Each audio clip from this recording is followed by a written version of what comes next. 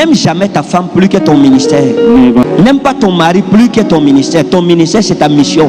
Maintenant, je vous pose une question. Si vous êtes un pasteur qui appelle les brebis et leur disent, Dieu a dit que tu dois s'aimer. Tu appelles, Dieu m'a dit que tu dois s'aimer. Tu appelles, donnez-moi l'argent. Je pose une question simple. On va vous respecter comment? Un homme de Dieu qui ne peut pas préserver la dignité du ministère n'ira pas loin dans le ministère. Chers amis, être homme de Dieu n'est pas du tout facile. C'est une tâche ardue. C'est une tâche compliquée. C'est une tâche qui met en danger ta vie et la vie de ceux qui te sont chers. Le ministère t'expose au premier rang de la guerre spirituelle qu'il y a entre la lumière et les ténèbres, entre Dieu et Satan. Tu deviens une cible primordiale pour le monde des ténèbres. Une personne en une seconde peut détruire ce que tu as bâti en 10 ans, 20 ans, 30 ans. Et rebâtir un ministère cassé n'est pas facile. Ça demande un double effort. Certaines démissions, d'autres rétrogrades. Parce que c'est des choses que nous ne comprenons pas parfois. Quand on est dans la mission, comment gérer ton ministère pendant les périodes de secousse. Il y a certains de mes fils avec qui on a commencé le ministère. Je les ai vus prendre des déviations par rapport à leur destinée. Et je leur ai dit, ça c'est pas un bon chemin, fils. Et ils se sont fâchés. Ils se sont irrités. Si un fils, on ne peut pas te dire que ce que tu fais est mauvais. Tu n'es pas un fils. Et je disais ça à un de mes fils l'autre jour. Je lui ai dit, tu n'es pas un fils. Tu es mon collègue. Non. Tu ne peux pas être un fils. Et ton père ne peut pas t'appeler pour te sermonner. La vision du père est différente de celle du fils. Parce que c'est des années d'expérience avec Dieu. Des années empruntées des chemins que tu ne connais pas encore. Le ministère se découvre par l'expérience. Il y a une partie par révélation, mais l'expérience ne peut pas être séparée du ministère. Il y a des choses que tu vivras par toi-même pour mieux les comprendre. Maintenant, il faut comprendre une chose. Un père peut faire éviter à un fils 10 ans de retard par un seul conseil. Il peut dire, ne suis pas le chemin là. Parce que moi-même, je suis passé par là. Ça m'a pris 10 ans. Mais si un enfant n'écoute pas, il va s'entêter et il va perdre 10 ans réellement. J'avais un fils à moi que j'aime beaucoup. À un certain moment, il m'a dit, papa, je vais faire le ministère. Je lui ai dit, non, ne fais pas. C'est pas le moment. Il est resté tranquille. Après quelque temps, il est revenu vers moi. Il m'a encore dit, papa, je veux déjà faire le ministère. Je lui ai dit, non, non, c'est pas le temps. Et il s'est fâché. Il est parti faire le ministère. Il a rassemblé les jeunes parce que lorsqu'un fils se révolte, il cherche les révoltés, les anciens révoltés. C'est-à-dire que ceux avec qui il n'était pas d'accord parce qu'ils étaient déloyaux vis-à-vis du père. Quand il devient déloyal, il va chercher ceux qui ont sa nouvelle nature. Les mécontents, les rebelles, les révoltés. C'est eux qui deviennent ses amis, ses conseillers. Ah, tu as compris maintenant. Oh, ouais. Nous, on a compris ça avant toi. On a vu. C'est toi qui étais aveugle. Nous rendons grâce à Dieu qui a ouvert tes yeux. Maintenant, tu as vu toi-même. Et c'est quelqu'un qui t'a dit de quitter là-bas. Non. Écoutez mes amis, Dieu n'était pas fou d'imposer la paternité. Il n'était pas fou. Même si tu es qui en tant qu'homme de Dieu, tu dois te faire contrôler par une autorité. Absolument. Tu dois être sous une autorité. Parce que ça te garde à ton niveau. Vous voyez, c'est une chaîne. J'ai des pères. Quand je vais leur parler, je me mets à genoux. J'ai des fils, quand ils veulent me parler, ils se mettent à genoux. Ces fils ont leurs fils qui, lorsqu'ils leur parlent, ils se mettent à genoux. Les fils de leurs fils ont des fils qui, lorsqu'ils leur parlent, se mettent à genoux. C'est ça la chaîne. Et nous devons apprendre ça des anglophones. de ceux qui ont la culture anglophone. Je prends un exemple très simple. Vous prenez le prophète Bushiri Shepard et vous prenez Weber Angel. Vous allez voir ce qu'on appelle la paternité. C'est-à-dire un fils qui devient plus célèbre que son père, qui a un ministère plus grand que celui de son père. Parce que Weber Angel n'a pas la grâce de la foule que Bushiri Shepard a. Mais Bushiri Shepard n'a jamais dit je dépasse déjà mon père. J'ai une grande église, il va encore me dire quoi? Je prophétise plus que lui. Vous savez que c'est Bushiri Shepard qui tenait le micro quand Weber Angel prophétisait.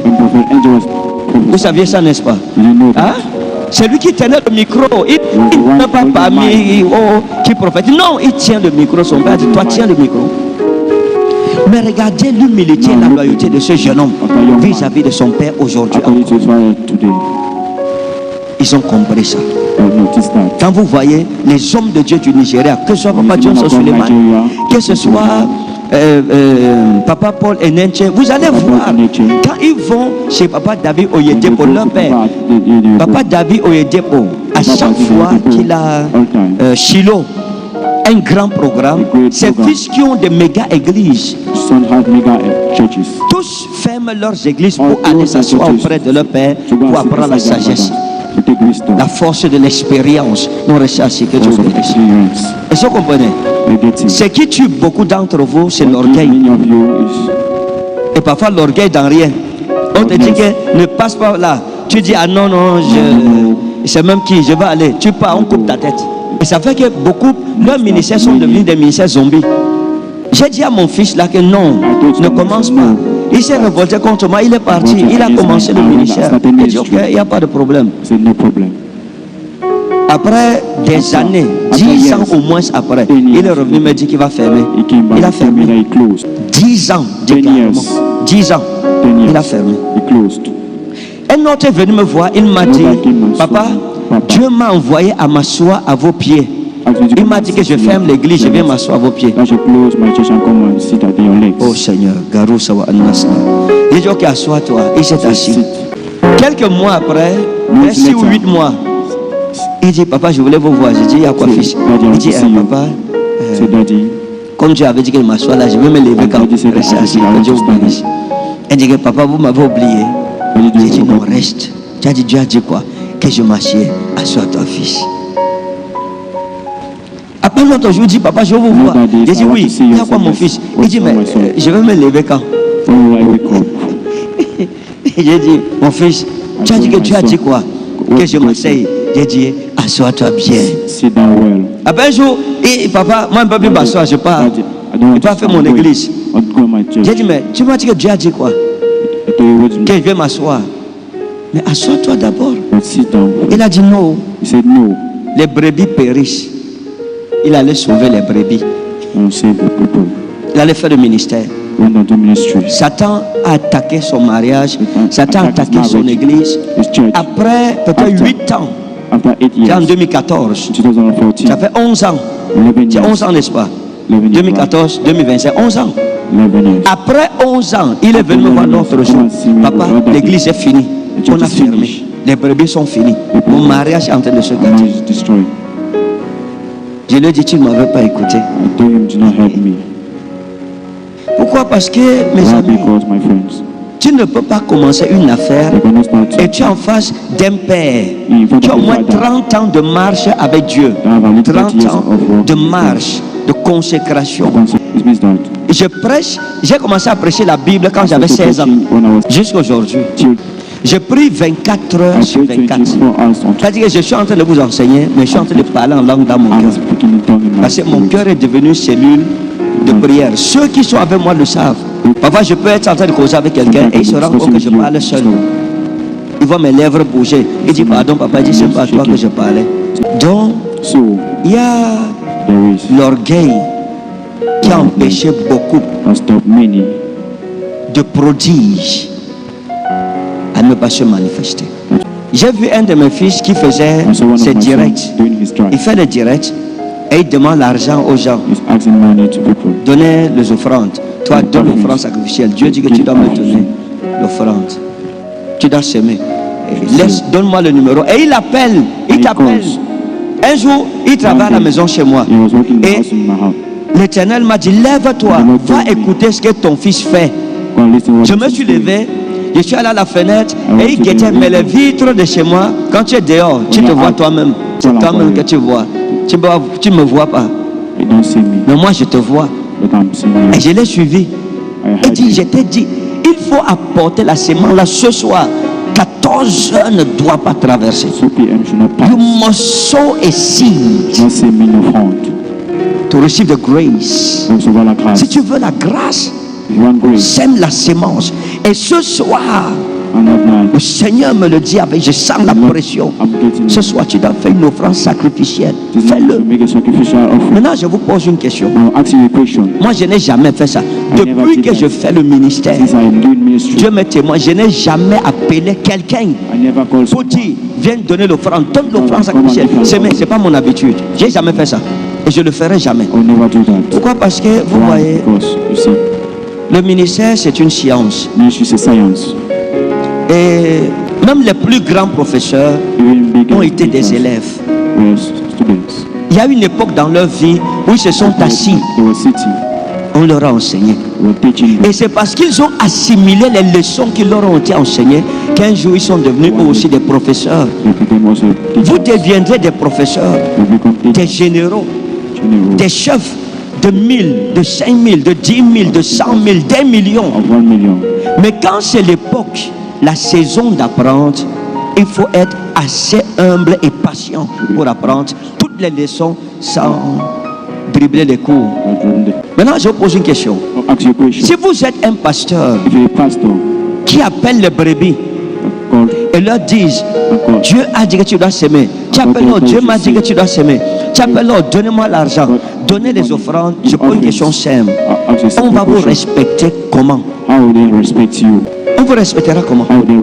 Quelle réputation vous aurez? Et le piège, c'est de mentir au nom de Dieu pour avoir l'argent. Dieu m'a dit, tu dois s'aimer, pourtant Dieu n'est pas dedans. Tu sais que tu veux payer ton loyer, le bailleur te met la pression. Tu dis, je vois dans le règne de l'esprit le Seigneur qui me dit 100 000, 100 000, 50 000. Élisée a dit à Géasi, ce n'est pas le temps de chercher l'argent, les habits, les bœufs, les moutons, les brebis, ce n'est pas encore le temps. Le temps viendra où ces choses te suivront. Rends ministère avec dignité. Dieu suscitera des aides. Il mettra dans le cœur des hommes le besoin de t'aider. Et tu recevras avec honneur. Pourquoi beaucoup d'hommes de Dieu ne sont pas respectés? Parce qu'ils vendent leur dignité. Tu ne dois pas vendre ta dignité, mon ami. Le Seigneur m'a accordé la grâce de prier pour des autorités de cette nation, de tout bord. Les gens m'ont consulté et je reçois les gens qui viennent avec discrétion à la maison. On les reçoit. Je reçois et je prophétise sur eux des prophéties troublantes. Le plus souvent, quand ils m'ont donné l'argent, et quand je parle de l'argent, je parle des millions. Parfois, le Seigneur m'a dit, ne prends pas. J'ai dit non, ça va, merci. Et j'ai prié, j'ai béni la personne, elle est partie. Pourquoi? Pour l'honneur. Je n'ai jamais approché une d'elles pour dire, bon, le Seigneur me met à cœur de bien sanctifier votre maison. La maison va être sanctifiée. Un homme de Dieu qui ne peut pas préserver la dignité du ministère n'ira pas loin dans le ministère. C'est ça en fait, l'amour de l'argent, l'amour du matériel, la rébellion. Dès qu'il y a une autorité dans ton église, tu colles, tu la colles. Du coup, elle a ton numéro, tu es chez elle tous les jours. Et vraiment, j'ai prié. Ah, vraiment, monsieur le préfet, ma femme est malade. Ah, votre maman est malade, hein? Mais ça va, Dieu va la guérir. Il comprend que l'homme de Dieu demande l'argent pour la mère. On ne fait pas ça, mes amis. C'est une mauvaise façon de faire le ministère. Tu dois avoir des autorités dans ton église. Ne mets pas les pieds chez elles. Tant que Dieu ne te dit pas d'y aller. Prie pour elle. Honore-les. Mais ne deviens jamais esclave de quelqu'un parce qu'il a l'argent ou parce qu'il a une position élevée dans la société. C'est une erreur. Avant que Dieu ne m'appelle, ma vie était tranquille. J'avais le défi, mais pas le genre de défi que j'ai aujourd'hui. Non. Je menais une vie humaine normale. Mais depuis que le Seigneur m'a appelé, dès le jour où le Seigneur Jésus m'est apparu, et il m'a dit, je t'appelle à mon service. Les choses ont basculé dans ma vie.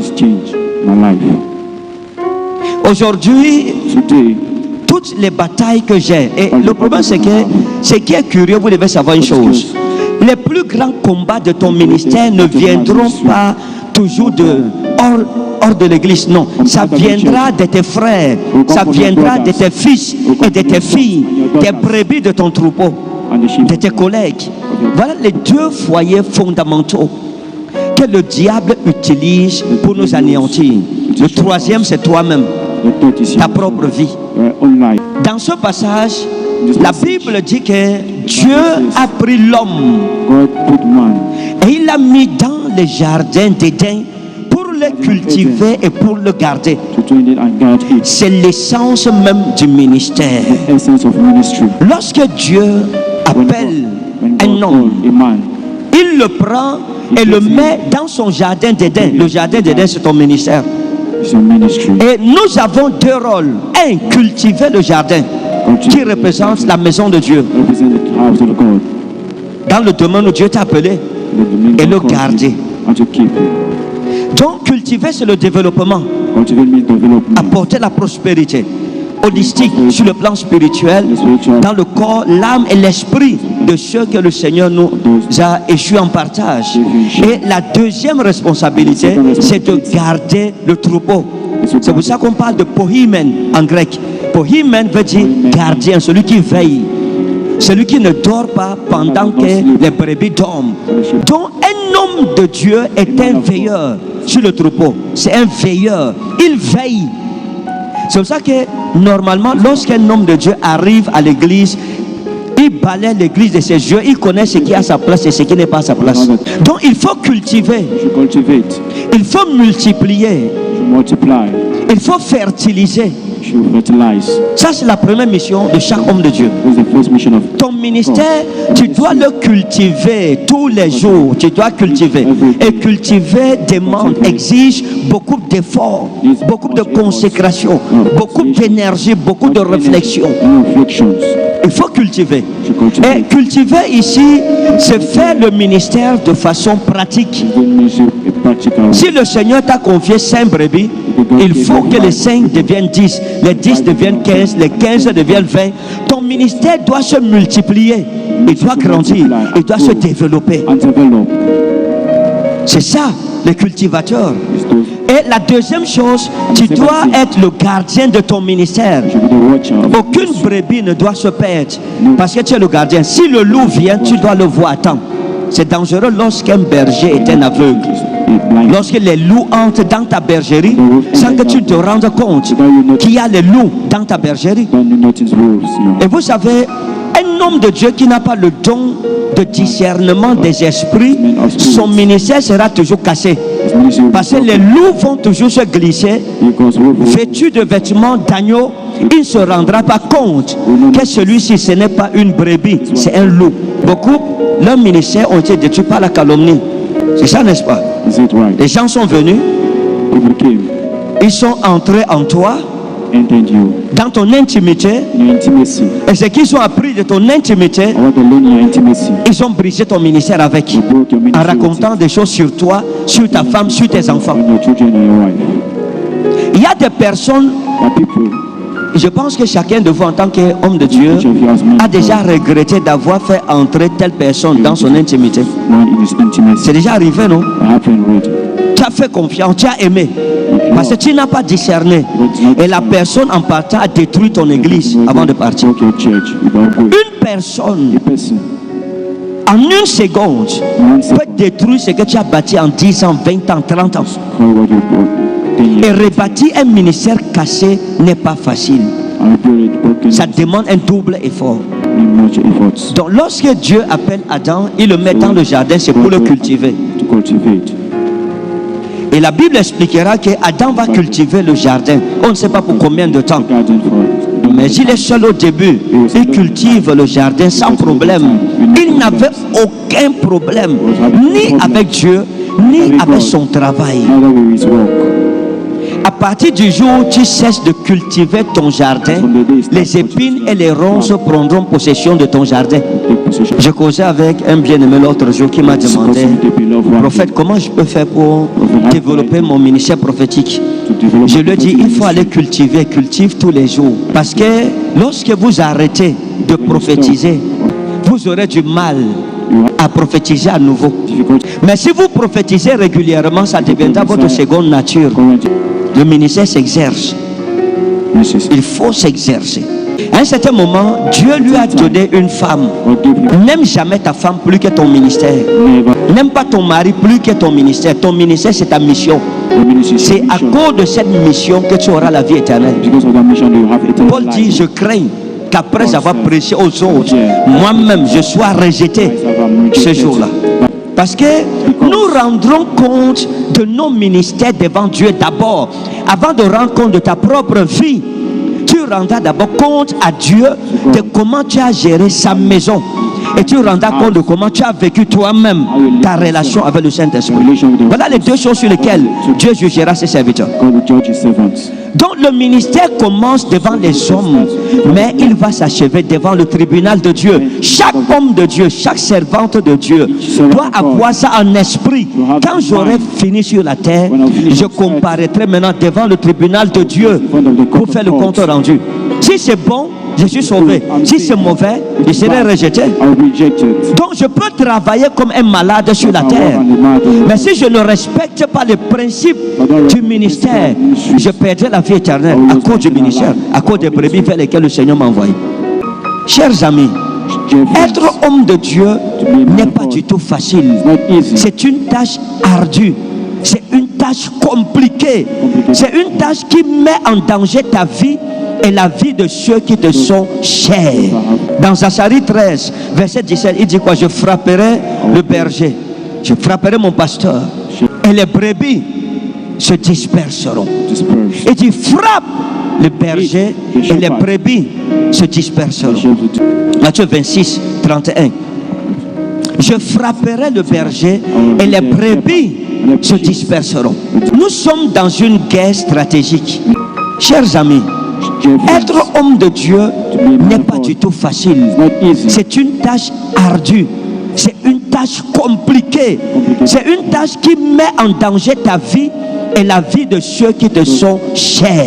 Le ministère t'expose au premier rang de la guerre spirituelle qu'il y a entre la lumière et les ténèbres, entre Dieu et Satan. Tu deviens une cible primordiale pour le monde des ténèbres.